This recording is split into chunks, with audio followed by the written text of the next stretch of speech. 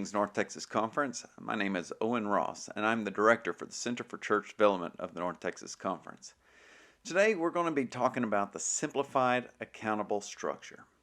Now, every local church has the authority under paragraph 247.2, in consultation and with the approval of the district superintendent, to shape its structure to best align with its mission.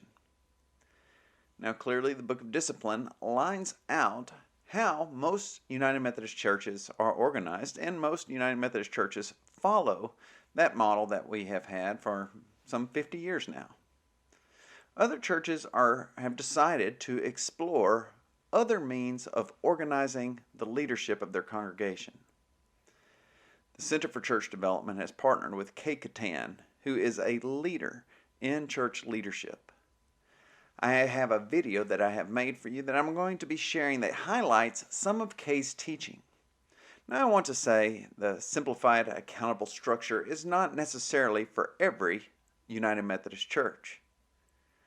But perhaps you are among the churches that want to know, is there a way to align our structure better with our mission than we are currently doing? I encourage you to listen to the video, watch it, have conversations with your fellow leaders about it. And should you want to start the process, just to explore if the Simplified Accountable Structure might be right for your congregation, at the end of this video, I will share with you contact information as well as steps to begin that exploration to see if that is the model that you sense you're being called to. Here's Kay.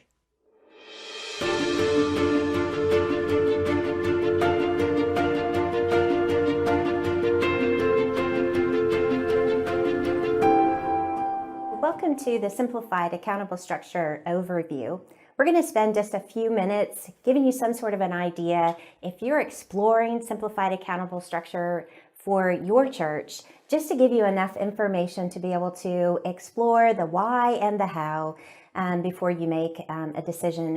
And with me today is Brian, and we're just going to share some information with you that we hope will be helpful in your discernment if this is the best way forward for your church. Our Book of Discipline, the United Methodist Church, we've made some changes in how we can structure ourselves so that we can be more nimble, so that we can be healthy and fruitful and empowered to go out and do the work that God's called us to do. And paragraph 247.2 in the Book of Discipline and 2016 version, it says that we can break down to those four administrative teams: finance, trustees, SPRC, and the church council, however you call that in your particular congregation. But they're replaced by a team with responsibilities who take on those responsibilities that those four committees had previously. Here's how it works. Those four administrative teams, like Brian said, cease to exist, and instead you have one combined leadership team. And the 247.2 in the Book of Discipline says you can move to any structure as long as it is approved by your district superintendent and as long as it meets all the Book of Discipline requirements. So the Book of Discipline requirements in those four teams says that we need to have a minimum of 9 people on our leadership team. So we recommend somewhere between 9 and 13. And most churches choose to simplify as much as possible and usually do the 9 members. Now, when we think about those 9 members, think about all of those folks actually serving with 4 hats. They're serving in the capacity of all 4 of those teams at large.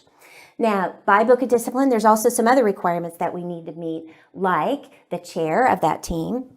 You still need a lay leader. You still need a lay member of annual conference. If you have chartered United Methodist men and chartered United Methodist women, they're a part of that team. And of course, we want a youth person. Now, if you think about 9 at-large people and then you add all of those positions, that certainly adds up to more than 13. But the beauty in all of this is to consolidate. We can have people having multiple titles, multiple responsibilities. So your chair could also be your lay leader. Your lay leader could also be your lay member. You would also need your liaison to your district superintendent. That could also be your chair. And it sounds like you're piling on, but when you are actually governing instead of managing, it really is work that can be done and is possible in 90 minutes or less a month. One of the fascinating things for me when I think about this is that those 4 committees are, generally speaking, made up of 9 to 12 people.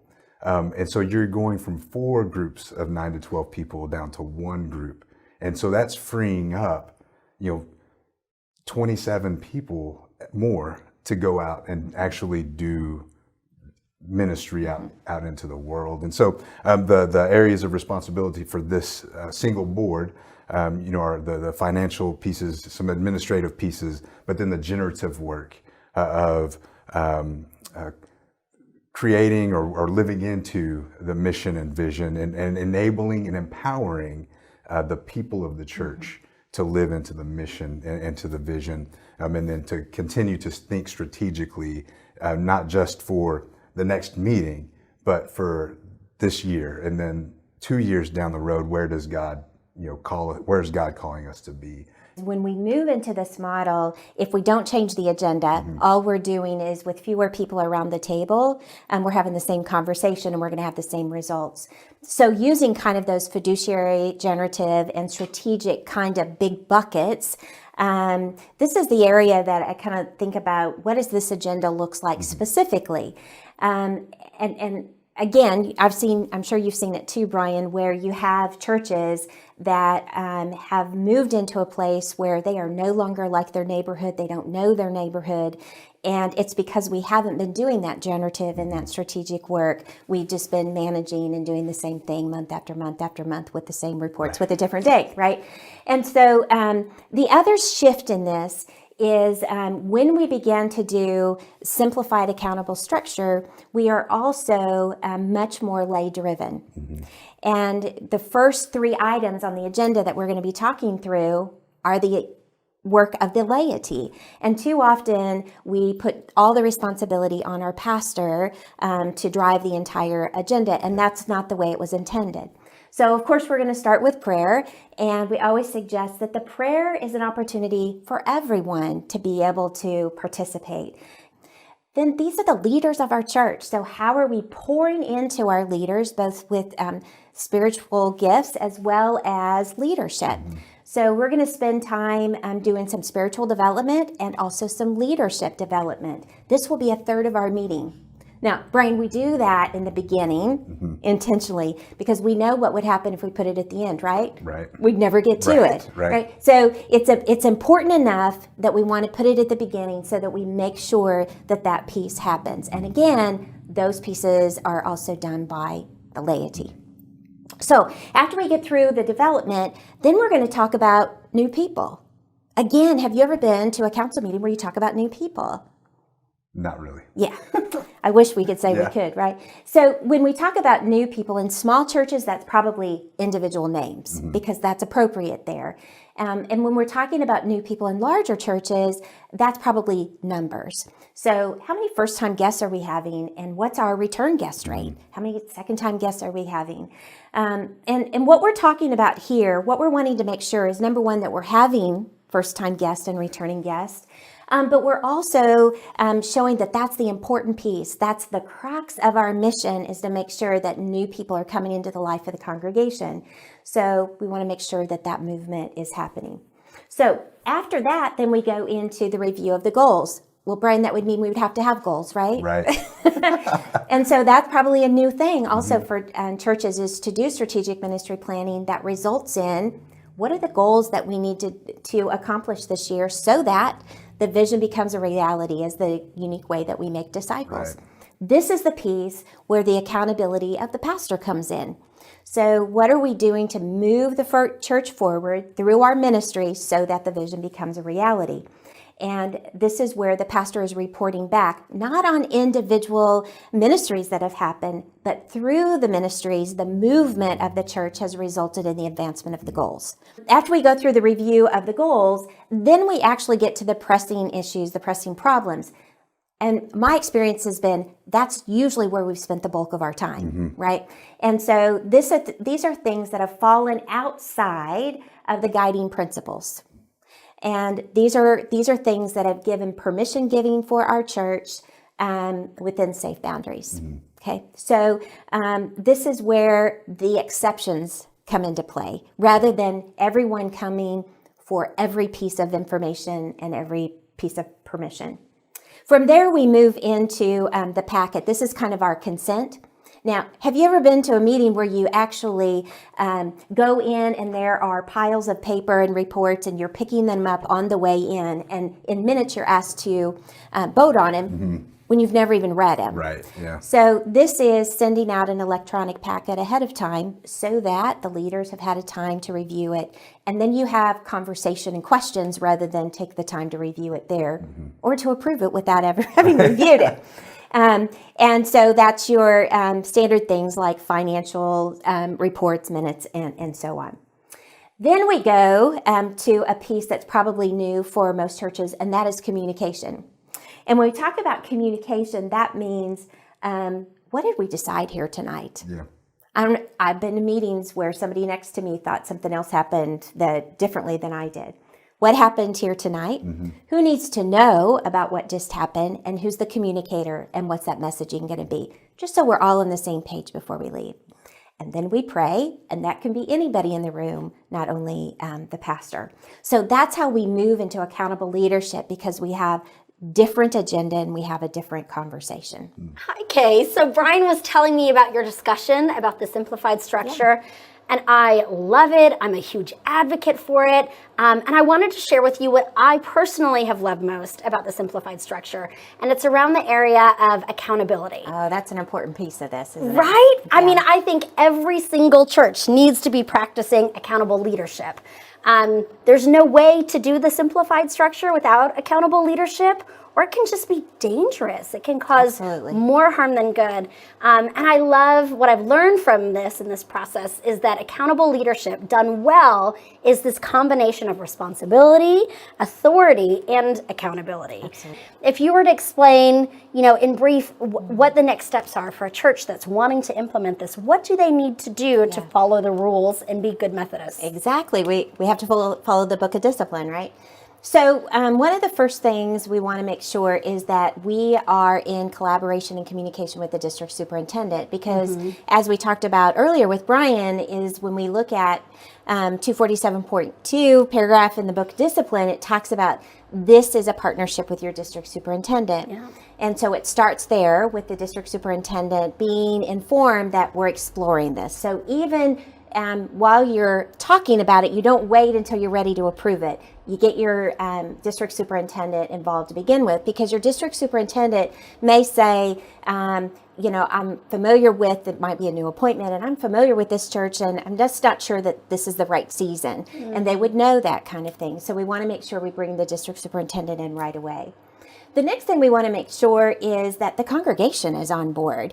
If you have just over half, 51% of your congregation who wants to go with that could be really dangerous. I think sometimes it's better to wait a little longer and get more people kind of on board before we make that shift. It's just healthier when we have more people. We don't need to get to 100% consensus, right? That's not always the healthiest thing to wait for either, but we certainly want a greater majority. And then we need to understand what we're moving into. And that not only do we know that we're going to have fewer meetings and we're going to have less people involved in the administration of the church, which are kind of fun things to think about. Fewer meetings and fewer people have to be tied up. But when we only look at that technical piece and we don't look at the adaptive piece of this, meaning what's the conversation going to change? How are people going to be held responsible and accountable in different ways? Then we have lost the opportunity to do the adaptability piece. So we need to understand that we're moving into both of these, simplified and accountable structure.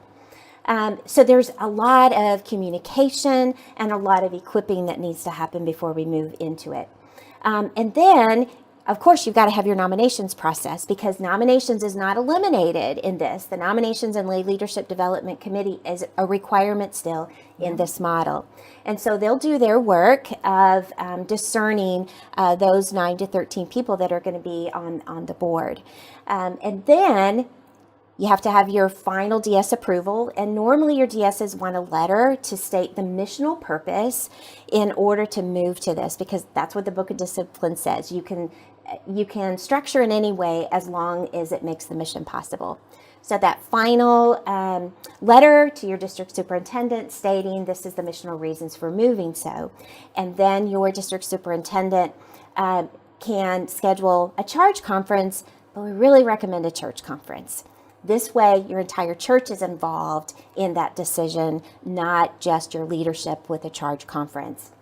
Then, at that charge conference, we want to make sure that when we vote, we're voting the 4 current administrative teams out as we vote the new leadership in, so that we clean kind of the slate before the new come in. So we want to make sure that we do that church conference well.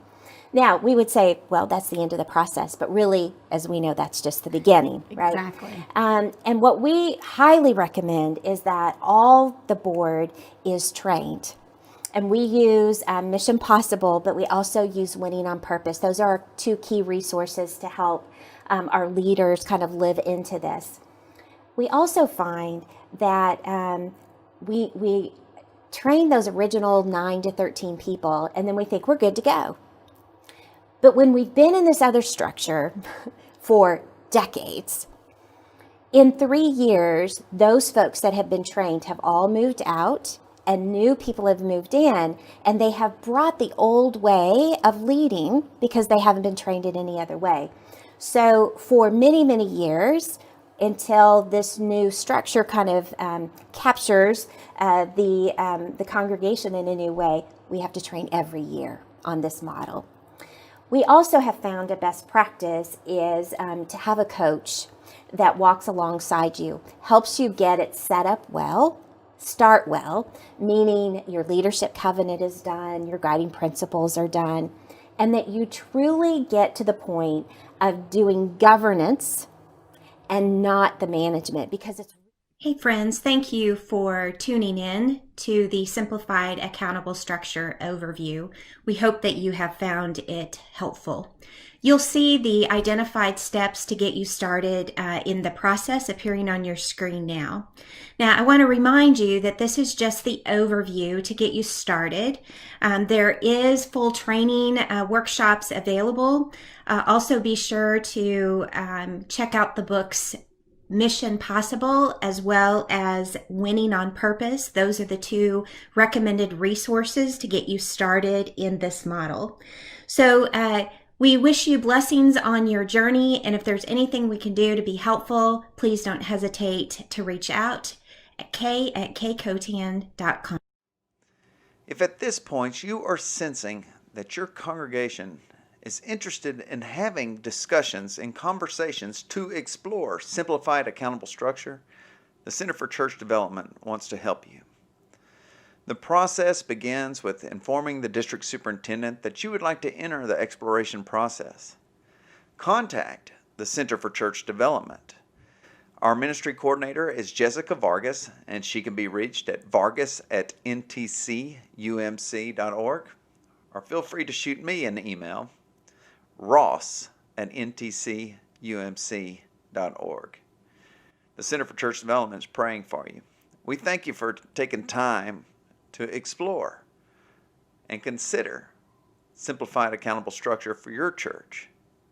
We have a number of coaches that have been trained and certified by K that are ready and willing to walk along with your congregation to explore if it is that season for your congregation to adapt its structure to the mission to which God is calling you.